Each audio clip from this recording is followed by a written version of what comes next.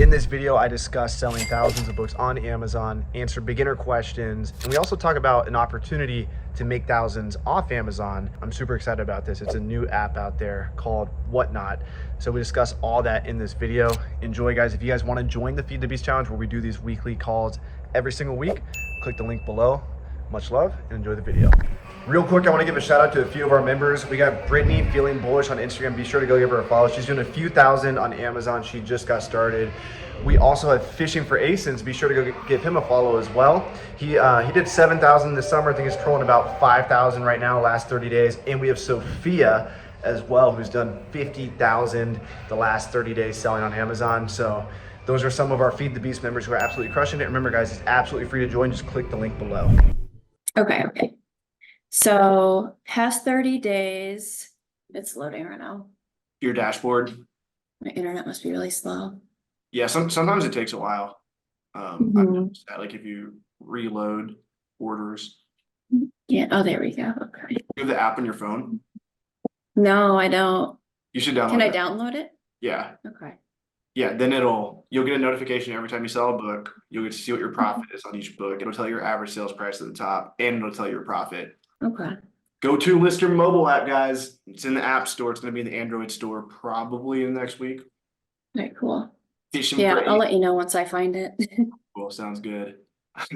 Sarah says I'm actually on a Zoom meeting at work, but I couldn't miss this. Kirby's got her camera on. What's up, Alicia? Hi, How we doing? good. How's your business? It's going great for being such a short time. I'm doing very well. What do you tell me a little bit about your business? What's going on? Well, I go out every week. I just do what you guys call the cherry picking.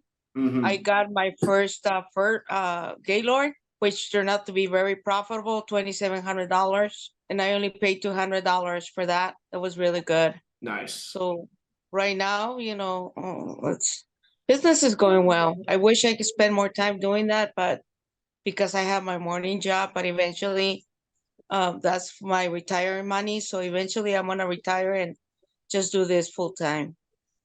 Where are you located? I'm in California, Whittier. Okay. Nice. Yes. And you said 2,700, that's potential profit or potential sales or actual sales? That was potential profit. Okay. Just that Gaylord. Just a Gaylord. That was really good. Good stuff. And I actually ended up sending you a couple of books myself. Yeah. Good profit? Oh yeah, definitely. Good. Yes. Well, sweet. Keep feeding the beast and let me know if you have any questions. Thank you. Fishing for Asins, what's good? Shout out to Fishing for Asins and Brittany. They're doing a good job of posting their journeys on social media. Brittany, what's your handle again? I'm drawing a blank. On Instagram or TikTok? Yeah, it's Feeling Bullish. I think it's _bullish on Instagram, and I think it's just Feeling Bullish on TikTok. Brian, where's your social media? Are you on social? I might be drawing a blank on Brian too. Do you have Instagram, Brian? You're muted if you're talking to us, Brian. Oh, yeah.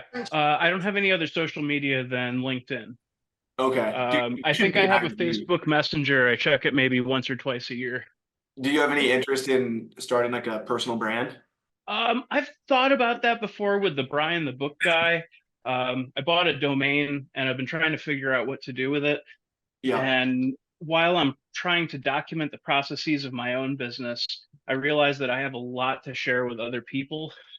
Yeah. And I haven't figured out how to. The biggest challenge I'm facing is the documentation. And as I'm kind of looking for a system that works for me. It's like scattered in hundreds of little pieces of paper and stuff everywhere. And I also haven't. Oh, go ahead. Pull the camera out, start shooting, man. You don't got to think about anything starting out. I mean, you got such a cool little operation going that people would watch your content just because you're doing like merchant fulfilled. You have books everywhere. Like people are definitely. Oh, dude. So I've been working with this kid. He's really sharp. And check this out. He's been processing triage in the garage for video effects. How do I just flip the screen around? This is silly. Oh, here we go. So yeah, he's been triaging in the garage. These are all things that are either merchant fulfilled, FBA, or eBay. They're listable. This is my death pile now. My death pile used to be in the garage. Now, oh, hey, there's Mike processing in the garage. Nice. So yeah, I just built another pallet to send out to Bill, and yeah, there's doing wholesale in there. This is the first time I've ever been backed up in listing and conditioning, quality control. Like that's new to me. And I'm realizing I want to be out on the road more. I love scouting and building relationships and making win-win deals. And in order for me to do that, I need to document my processes so I can hire someone to be in there doing the thing so I can do the thing I love doing. Yeah. And yeah, working with Mike and seeing that it's actually possible and that other people are sharp and intelligent and capable is giving me a lot of confidence in moving forward and trying to grow my business. You want to know like a hack that I discovered like 2 years into delegating stuff? Yes, please. What I found out is like when I started, I would always try to make everything perfect in my own standard operating procedure. It's like a Google Doc, step 1, step 2, step 3, Loom videos, all that. But what I found out is actually better and more time efficient is to have them do it. So after Really? you make the process, have them just give them an example of what you want. And I think the best way to do it, read the book, Work the System. In that book, they outline how to create a step-by-step operating procedure or SOP, and then literally have them do that. The rule is you have to put step 1, step 2, step 3. It might be 14 steps, it might be 5 steps, but have them do it. You can double check it and then have them literally document everything. That way, if they ever decide to go on, start their own business or do something else, you have everything in documentation. And when you hire someone else, they can just reference that. So that is absolutely genius. Could you repeat the name of the book? Work the System. Work the System. That's appropriate. Actually, yeah, Work the System's a good one. There's 2 books. They're basically the same book.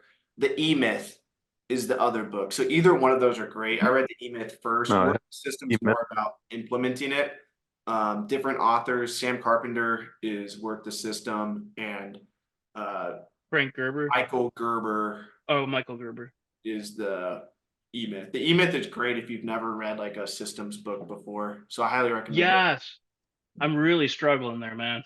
Yeah. And starting out, you think I have to systematize everything. And sometimes you over systematize, which is worse time-wise than just having someone else do it for you. And you only need to systematize the processes that are like crucial. And there's going to be a lot of processes that you just can't teach with an SOP. They can only teach like on the job. So you're wasting your time by systematizing that. And you'll find out which ones those are. So I really appreciate that, Avery. Thank you. 100%. All right, we're filling up with some people in here now. Whatever questions you guys have, feel free to ask away. But real quick, let me give a few. Oop, there's my WhatsApp chat. Don't read that. Here is this is what I did when I started posting my journey on social media. And I had no idea it was going to come from me posting my journey. And the cool thing, like we all sell media. We all sell books. Books are a form of media. It's information in a bunch of pages and we're selling it. Videos are the same exact thing. Videos are media too. But videos don't cost anything to make. They don't cost anything to replicate. I have at any given time, it's kind of crazy. There's someone always watching me talk. God bless them. But I have so many videos out on the internet that I literally never stop talking. I'm like a robot on repeat just because I've documented so much. And starting out, I document, and you guys can all do the same exact thing. That's my point, is I just started documenting me living in my car. So like, here's me living in my car in New Mexico in 2018. And this is actually when I started my book business. That's how I funded my first trip, was going into thrift stores. And you can see I have like I don't have my first book video because I kind of felt like a fake guru. I'm like, what do I know about selling books? Like I literally just been selling for a few months, but finally I documented this. Here's a video of me in Oregon, guys. And so everyone has a unique story. Like Brian's in Vegas, he's doing a merchant fulfilled operation. So different people are going to vibe with Brian than vibe with me. And you can see I have boxes of books in my car here. And then I'm at my friend's house listing books in his backyard. I thought I was so cool doing this. Like, thought it was the coolest thing ever. I was going to Portland thrift stores, and these actually look some pretty fire books right here. But just listed them, shipped them out. I should have been posting way more content than I was, but personally, like, this led to so many business opportunities for me, just networking with other Amazon sellers. Like, to this day, I have millionaire Amazon friends who became millionaires from Amazon or related services, and it's just crazy. So shout out to Brittany, feeling bullish. Can I pop up your Instagram real quick? Yeah, that's fine. I'm kind of like, it's weird because like I'm trying to find, like, I know everybody's like, oh, you have to pick a niche. So some of my stuff Post isn't everything. exactly all Post everything Amazon, and but see what happens. I mean, I still post my dance video, but the thing is, nobody can ever compete with you because you're posting like your fitness stuff, some religious stuff, packing your books. Like, this is good. Like, you're gonna attract people that resonate with this. And I mean, you already have 14 people that like this. I bet you have like a few hundred views. Let's see. Yeah, 300 views on this video. 371, 495. That's a lot of people. That's more people than showed up to, that's more people than that are showing up to Books and Beyond, our event in Vegas. So we'll have a live event. The speaker's going to be nervous as shit talking in front of 100 people. You're literally packing books in front of 500 people. Like, that's a lot of people out there, and you never know who's watching. Or maybe it's a complete beginner that's watching that's going to start their Amazon business, and you guys will do business down the road. Like, I purchase a lot of profitable inventory from my Amazon selling friends. You guys are starting with books, but maybe you'll move on to other categories. Maybe you'll do private label, maybe do online arbitrage, maybe you'll do book online arbitrage, maybe you'll do wholesale. But by posting your journey out there, you'll develop a network of friends. And we also got Fishing for ASINs in here. I'll pop his. You guys should go get. Updated my social. I've been pretty bad on it. He just posts his sales. He just brags, but hey, it works. You know, everyone, 7,000 sales last. The sales are way different now. What are they at now? I mean, I'm not for the year or like this month. I'm almost at 5, dude. I dipped. I almost hit 10. I got to 8. Then I went fishing. I had a lot of tournaments, and I have not stocked up on books, but I've been killing it lately. So yeah, and you can even post like, dude, I bet you got some crazy fishing videos. You could post like a fishing video. You go bassing every day. That's a whole different world. Yeah, well, you can post a fishing video and then give like an Amazon selling tip, or like right when the fish lands in the boat, like open up your sales on your Amazon seller app and be like, this isn't the only thing I fish. Like little things like that. Right? yeah, say like now that I got you hooked, and then do your video. Exactly. That's why it took me a minute to get Fishing for Aces, but I mean, that's because I used to do arbitrage, like all arbitrage, and then I got a books, and now I'm in CDs, DVDs, kind of big right now. What have you gotten anything tangible from posting on social yet? No, I mean, damn, I didn't realize I had 209 followers. Yeah. You guys Probably don't update. know. I mean, like my friend, like it's hard for me to discredit social media because like my best friends I met via social media, which is crazy. So I definitely think you guys should document, and it's free again. Like media, this is media technically. Like we sell media, we sell CDs, DVDs, books, but also videos are media. And you're not selling it, you're not selling anything, but by putting your media out there, it's replaying, and you're creating a lot of opportunity for things to happen, a lot of networking, and it's just fun. So consider doing that. I think it will help your Amazon journey. All right, let's open up some Q&A. What questions do you guys have? I have a question. What's up, Kirby? Okay, so I made a mistake recently and I listed a paperback book as a hardcover book, and then I sent it in. That's fine. Happens all the time. It's fine. Yeah, worst case, they complain about it and Amazon will refund them. Right. So there's nothing to worry about. So don't close the listing or anything like that. Nope. Okay, and then my next you can like question- note it, like go note it or something in the listing, because you can edit that. That Oh. might help. I didn't know. Yeah, good idea. Nice. Yeah, thank you for that. You can edit it after you list it. I think Just the note. Just the note. okay. Yeah, you can't edit the listing itself, right? No, Right, not unless you exactly. own it. But she's saying you can Yeah. edit the condition note. So Yeah. just put soft cover. And Okay, a lot of people do that anyway. They'll list soft cover books on hardcover and vice versa. okay, good. Thank you for that. Yeah. And then I have one more question or a comment.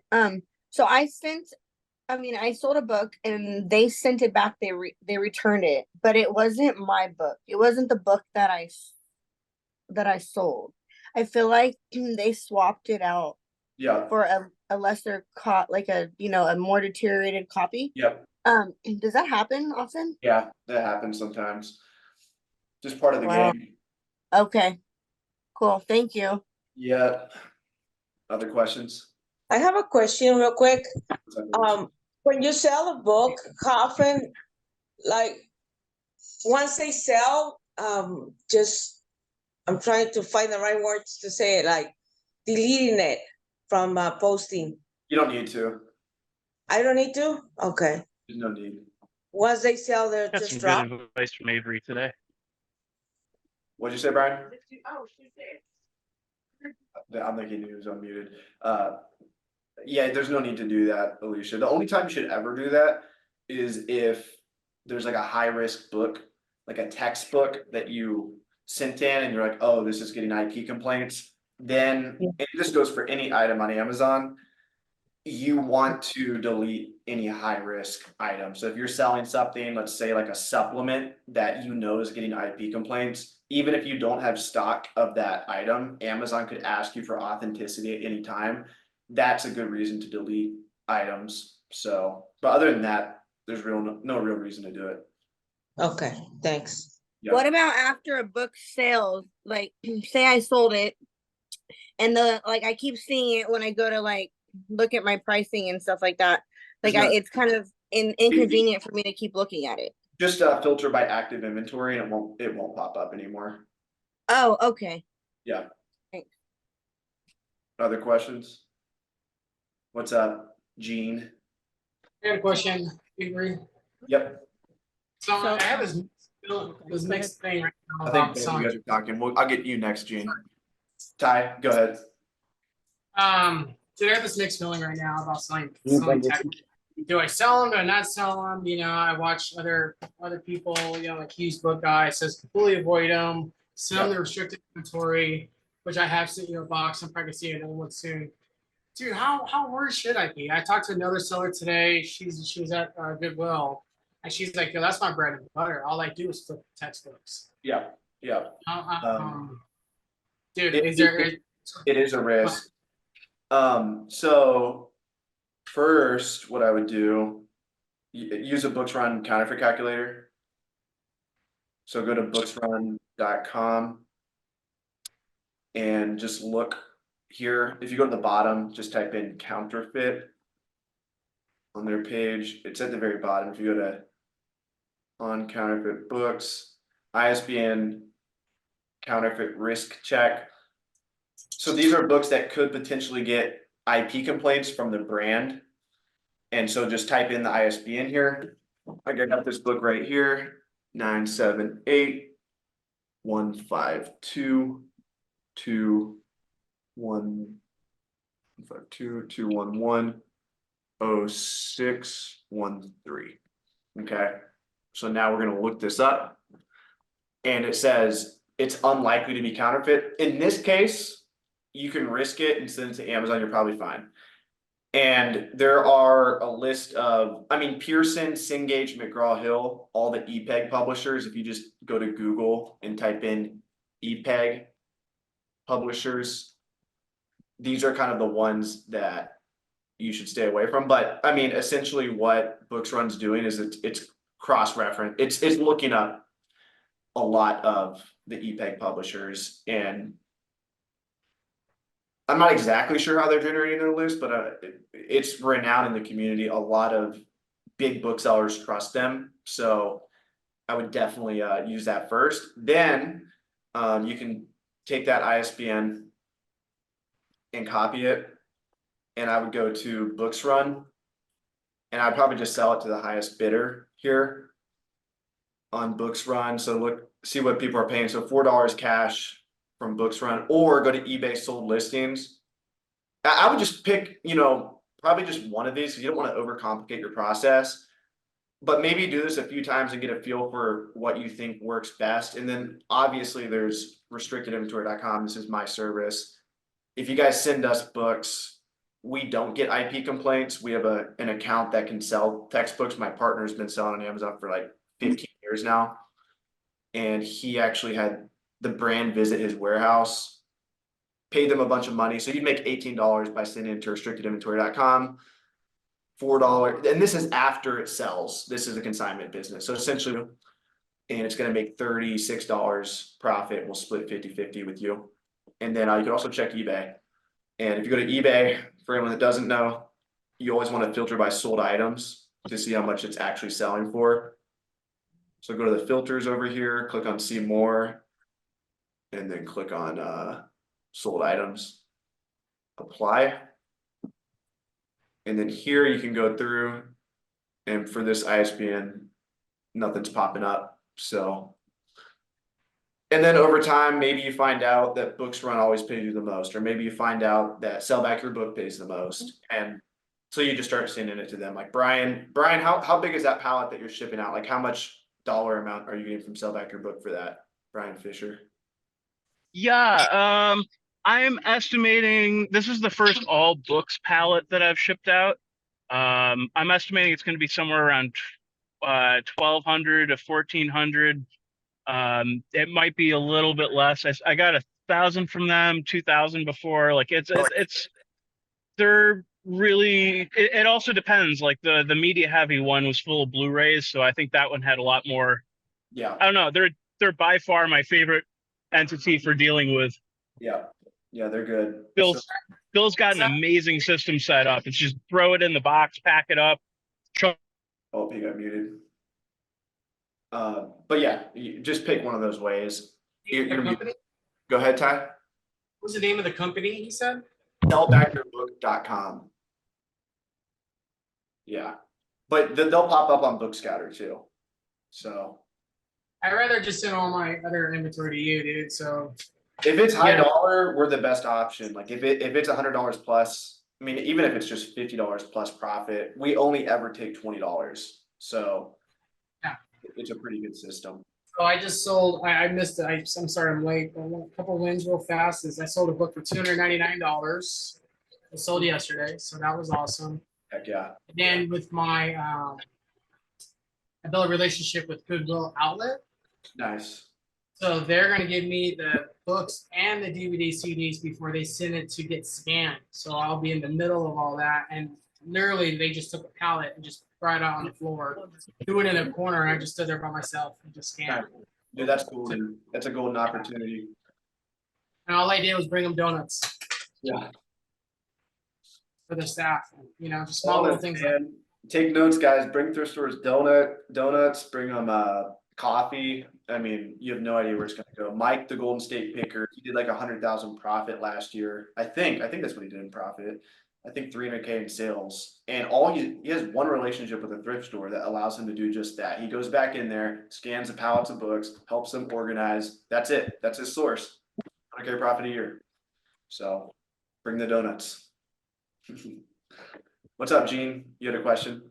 Yeah, I was the one that had the issues with Amazon selling my books, FBM. Mm-hmm. The guy, I talked to two different people, they both blamed it on ScanLister, but they said, because they couldn't take blame, of course, they said, if they get an order and there's zero inventory, they just assume it's FBM instead of the shipment is sitting on their dock or it's been transferred to a different warehouse or something. My last shipment, Who told you that? the reps on Amazon, they said, you know, the books were there. They were in their possession, not closed shipment yet. The shipment wasn't closed. Outside of that, do you do any on your own? No. Okay, Never. just go to your settings and turn on vacation mode. So go to your Amazon settings. Okay. Turn on vacation mode. It'll turn off all your merchant fulfilled listings. I'd be curious too. Just double check to see how many you have merchant fulfilled. I looked. Zero. That's bizarre. Just turn on vacation mode. It shouldn't happen. That's really weird. Yeah. it was crazy. They sold, they actually sold one book, and then sold it again, merchant fulfilled. They sold one FBA and then sold it again, merchant fulfilled, That's bizarre. and wanted me to ship it. And it was all within this last shipment. That's why I was wondering if there was something screwy with my last shipment that went in. But I'm ready to think of send. it. You accidentally listed it merchant fulfilled, but you're saying you're not seeing them come up. No, if you filter from my inventory, there's nothing listed in merchant fulfilled. So. Yeah, try turning on vacation mode. The good thing is you can cancel those orders. They'll kind of scare you and say, hey, your account's at risk of deactivation. Right. Well, what I did was actually just contacted the seller saying there's a screw up at Amazon. They've got the book and they want me to send it, and they have it actually. And sorry for any inconvenience. The best bet is for you to cancel the order. So if they cancel, it doesn't touch my account. Yep. You know the game. Good stuff. Thanks. Yep. Other questions? What's up, Kevin? How's it going? I did have a quick question. I'm at my capacity right now, or I'm pretty close to my capacity. I was able to up it about 20 cubic feet. Yeah. What's the easiest way to increase your capacity? I know get rid of your excess inventory as well, but Yeah, send in better books. I mean, that's a simple answer. How long you been selling for? a little over a year. Okay. How much inventory do you have? 1 second. It's probably about 26 or 2,700 books. Okay. How many units have you sold in the last 30 days? Last 30 days. Do you have the go-to lister app by any chance? I do. Yeah. It'll tell you your sell-through percent, which is what I'm getting at, but you should try to keep your sell-through percent above 20%. That's healthy for books. Oh, the sell-through. Yeah, I'm having an issue with that. I'm putting the books in that seem to be profitable. I'm still making money, but my sell-through rate is at like 0.5% per day. Yeah, it seems terrible. I was talking to James Manny. I don't know if you remember his name or not. Does he have another social media handle?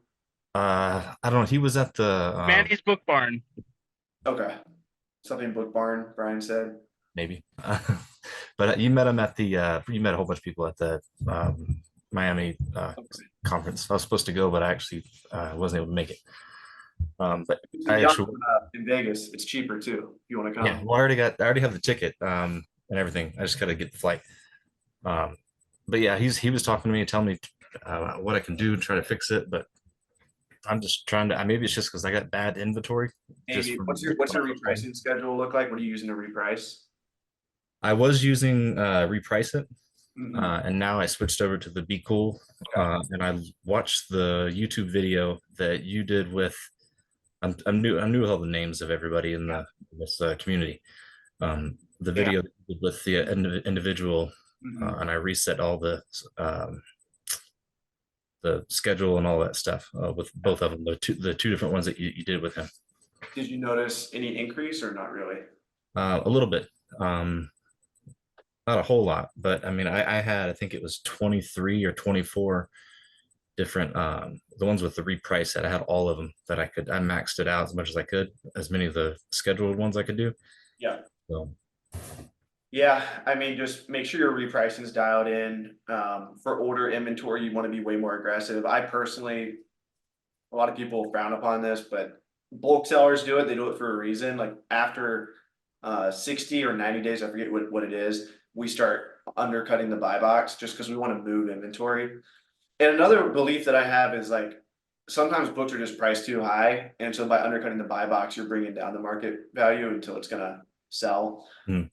So just be sure your repricing is dialed in, and then you're probably sending in 2 low dollar books that are not maybe too high sales rank. Those are the first ones you want to cut.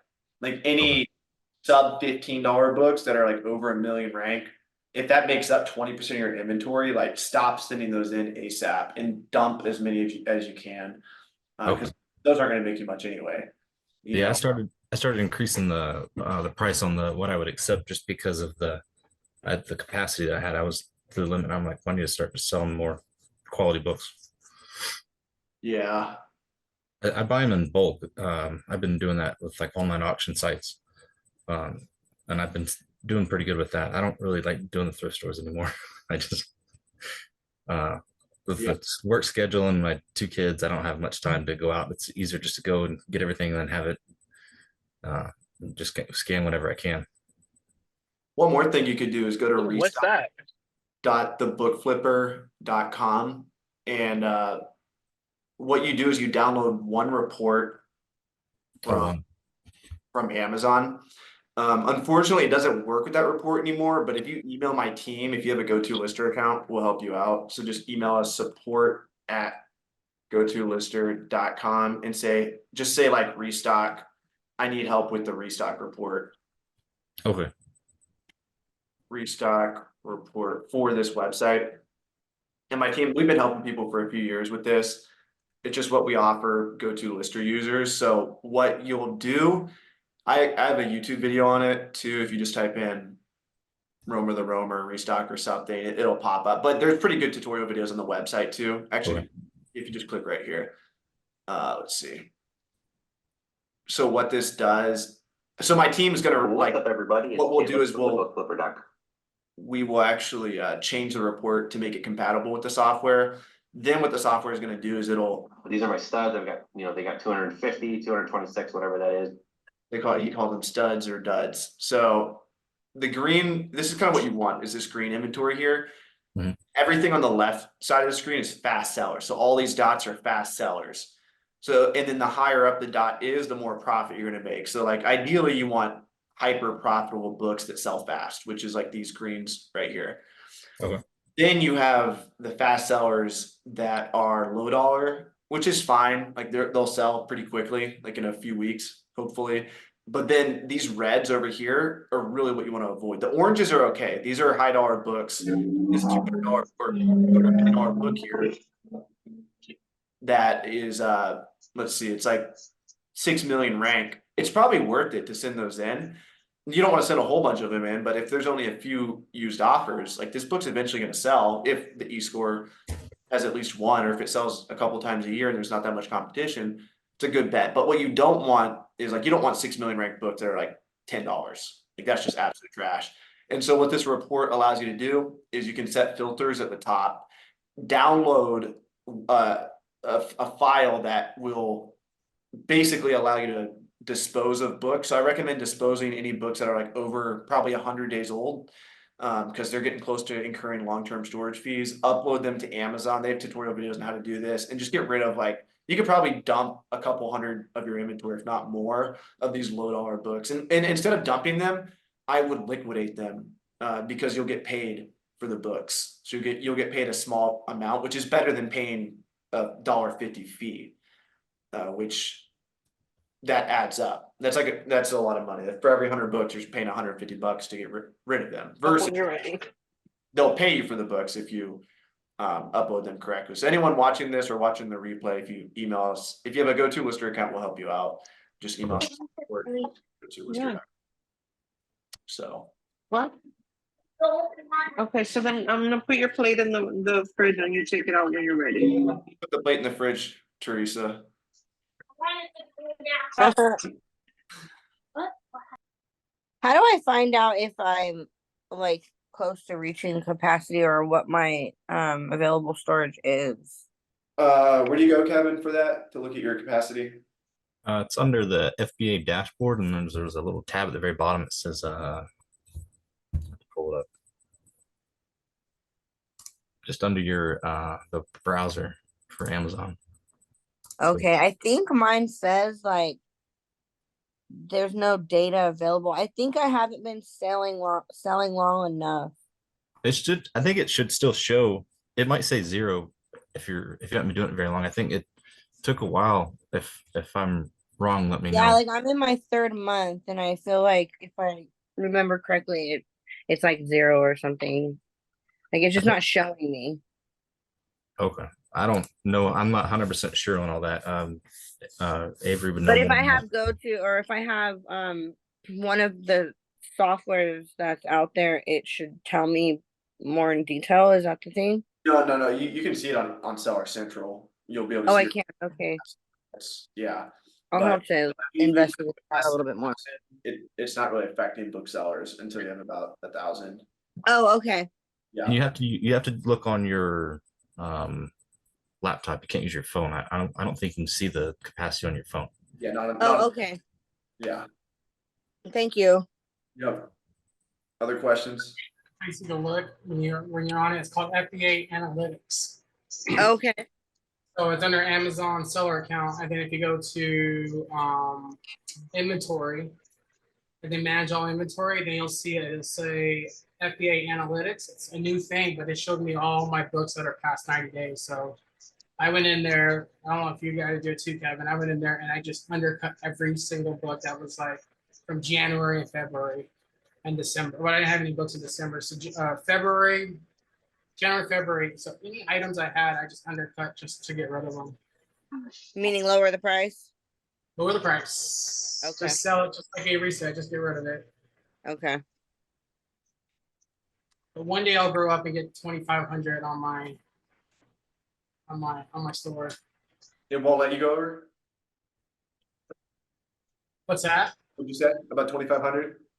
Oh, one day I'll grow up Yeah. and I'll get 2,500 on my store. I think I'm at like 15 right now.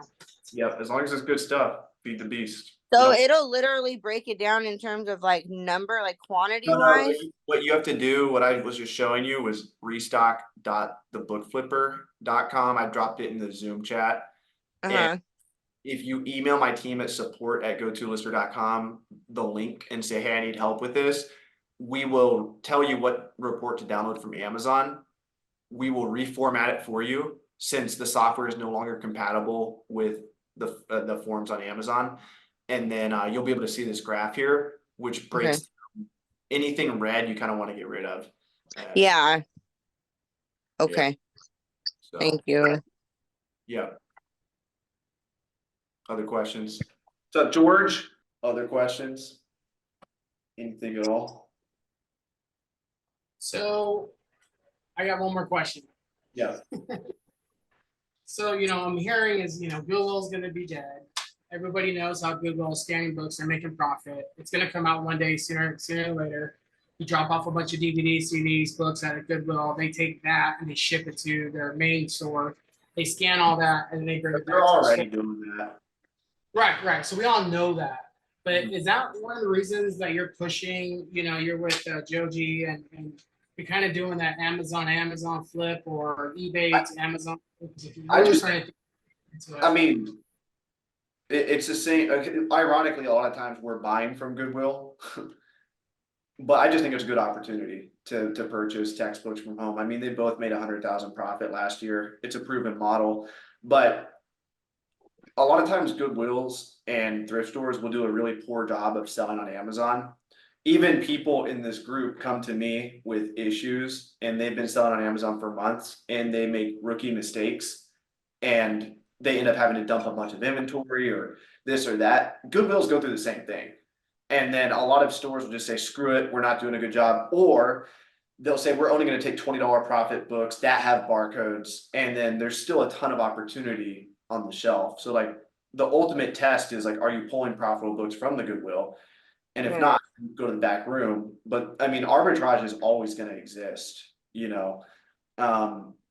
the most successful sellers find a way of providing value to the stores via consignment services, via what, Brittany's doing, via what, Mike, the Golden State Picker is doing, cause it's hard to run an Amazon operation.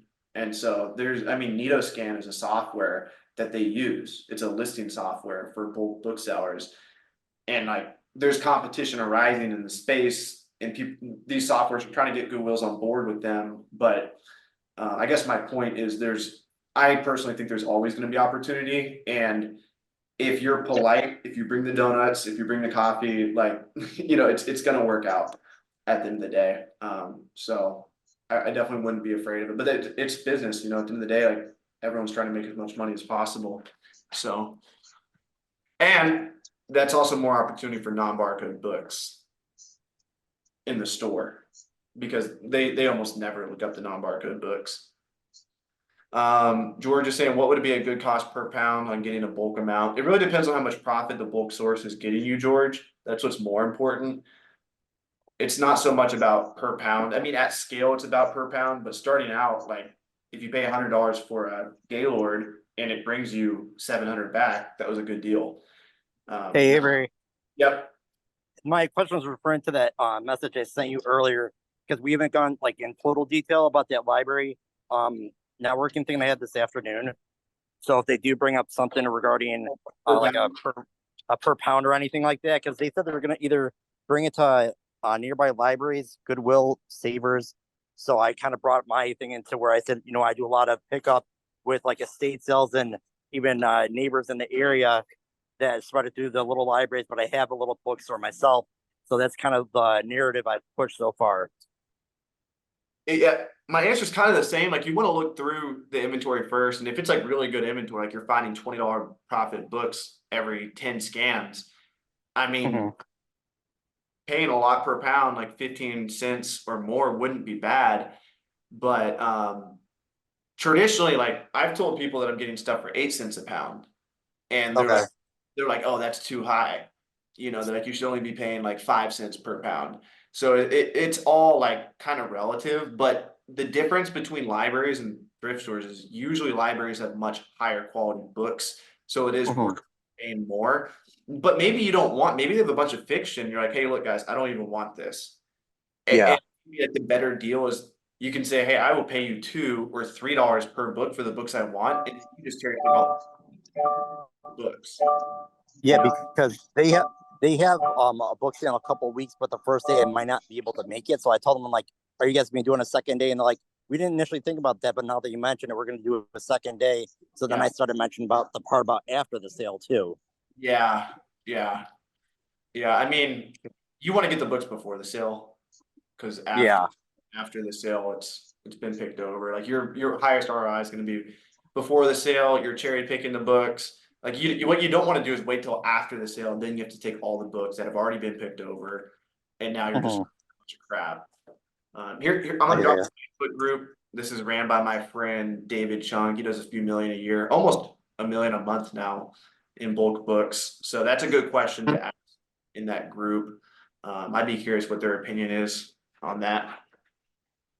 Okay. Yeah. Is it frowned upon to go into the thrift stores and scan like openly? Like, do the people that work there, do they like? They've seen it for years. I mean, as long as you're a good person and bring donuts, it'll be fine.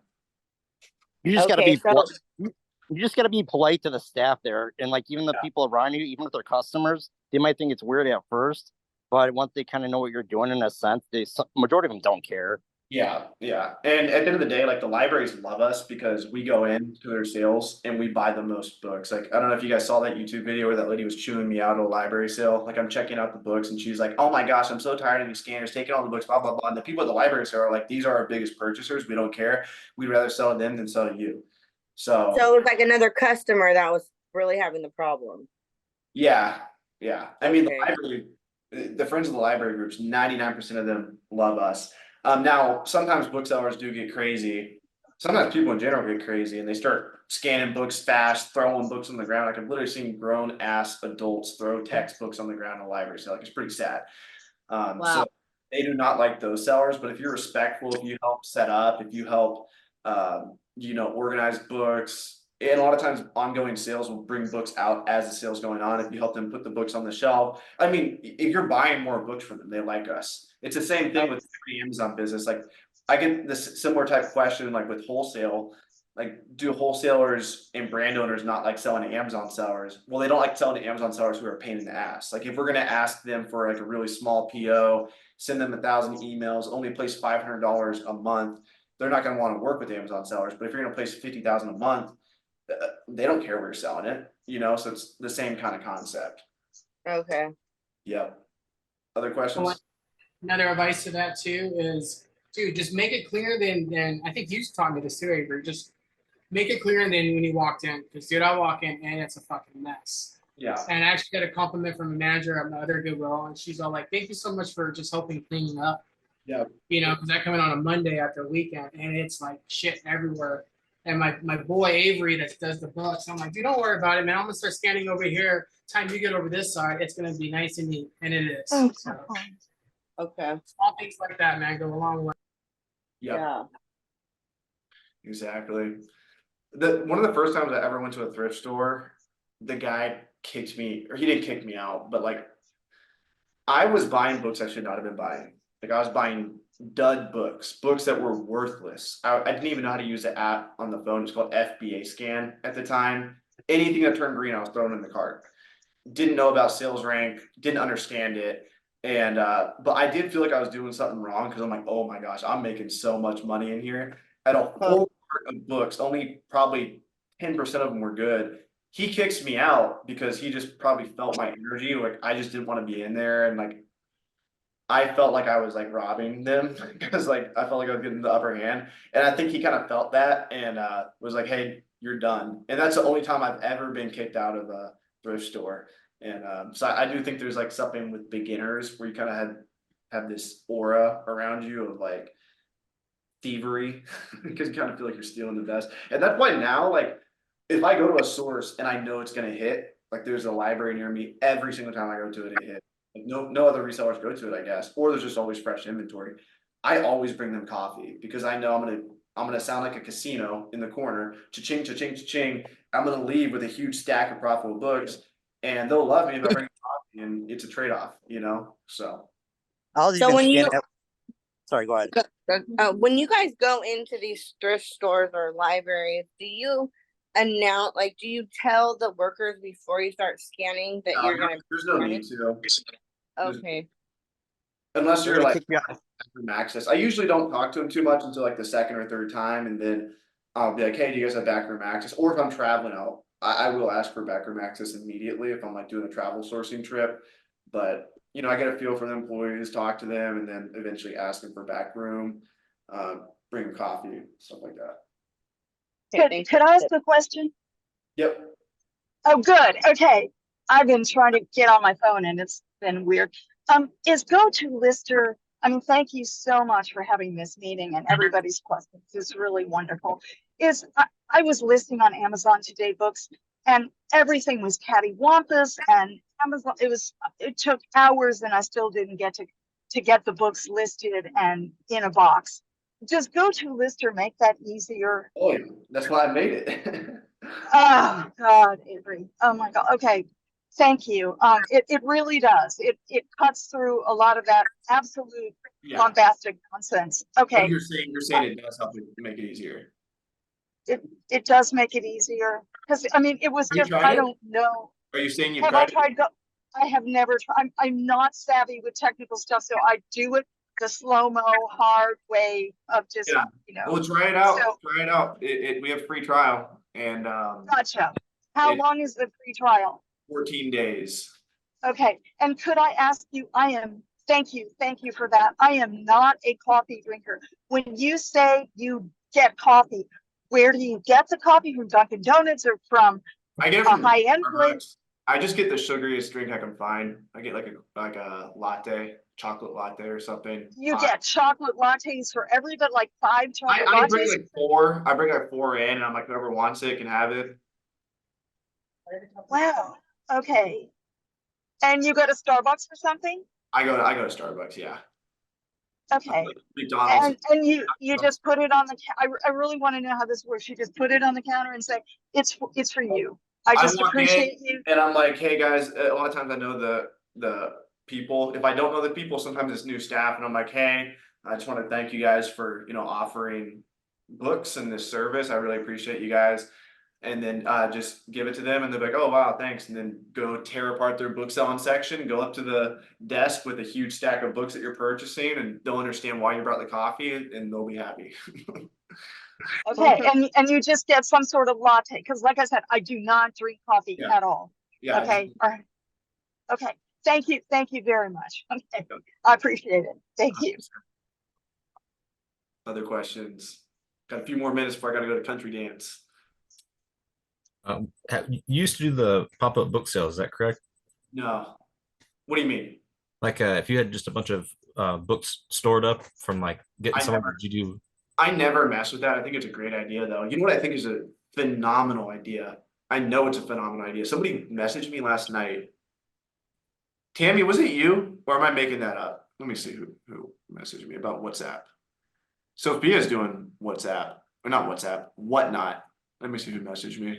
She said, I think Warren was her name actually. She did 8,000 in sales on this app called Whatnot, which is basically a live streaming app where you show all your dud books and people will pay cash for them. And she did 6,400 in profit because the customers pay for shipping. She's selling the books for $3 to $7. And if you have dud books, I think that is I think you should probably look into that.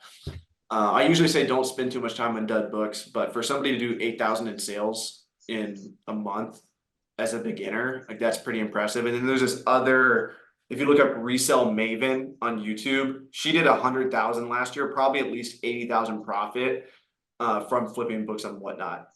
So Whatnot is an app. You guys can all download it. If I would only recommend doing Whatnot if you have a surplus of duds, because duds may seem like duds to you, but they can be extremely fast sellers.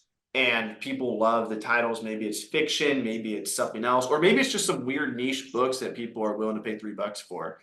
But that's an opportunity right now that I'm excited to see how many of you guys. I'm about to drop a video on that today or tomorrow on how to do it. And yeah, so definitely. You download the app, and I think if you have done books, like I don't know if you have kids or. Go ahead, Sophia. Yeah, you mentioned the Whatnot and Resell Maven. Last Saturday, her sales were dropped a lot. Dropped. Yep, dropped because we are in the market of Whatnot, and we are just killing her business. Nice. Nice. Dude, it's exciting what's going on. But what I was gonna say, Kevin, is if you have kids or someone like in Brian, if he's still in here, like putting like an employee on scanning the books, so you get all your dud books. Eventually, you'll find out. I mean, Sophia and Aaron could probably give better tips, but you find out what books are selling well. Maybe it's fiction, maybe it's nonfiction, and then you just like put the books out like in a nice layout. Like I have all these books here, but you just like lay them out on the desk. And then you'll do a live stream, you'll show them, boom, somebody buys $3 for a book. And that's $3 like in your pocket because they'll pay for shipping too. So, I mean, if you can sell a book for $3, that's like selling it for 12 on Amazon or 13. So I would consider that. Yeah, I get, like I said, I try to do both just because I can't, my kids are 5 and 2, so it'd be hard to them scan it. Couple years, man. But yeah, so I'll put them to work here in a little bit. But yeah, so I have a storage unit now. It's a 10 by 30. I have to clear it out, and I'll drop back down to like a 10 by 15 or something. But when I get all the books, I'll get like probably about 5 to 6 pallets, and I'll put them in there, and I just get them from local community colleges. I started going through K through 12, like school districts that will give all theirs away. And I actually have been finding some very, very profitable older kids books, hardback ones. I had no idea those are profitable. I wasn't even scanning them for a while. Yeah. And then one popped up, and I had probably scanned like 3 pallets, and I had like 3 more to do. And I was like, I don't have time to go back and scan those. So I went ahead and I kept going. From now on, I scan them all. Yeah. Yeah. You never know what's going to hit, but yeah, hardback children's books. A lot of people leave those on the shelf. Like the ones that I remember reading when I was growing up. I'm 30, so yeah. Yeah, I mean, Dr. Seuss took off a few years ago when they canceled him. One of my friends, David, who runs that Facebook group that I put in the chat, he knew they were all about to become restricted on Amazon, but he took a bunch of them and sold them on eBay. And he made like, I don't know how much. I think he did like 30,000 in sales for Dr. Seuss in like a couple days. Yeah. So, any last minute questions? I'm about to get out of here.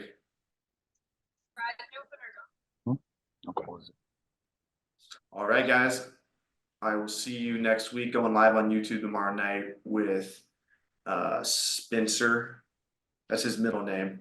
Forgot his first name. I always forget his first name. Anyway, if you guys want to tune into that, feel free. And yeah, see you guys next week. Bye. Thank you for your wisdom. Thank you. Bye Bye, guys. thanks. See you, Brittany.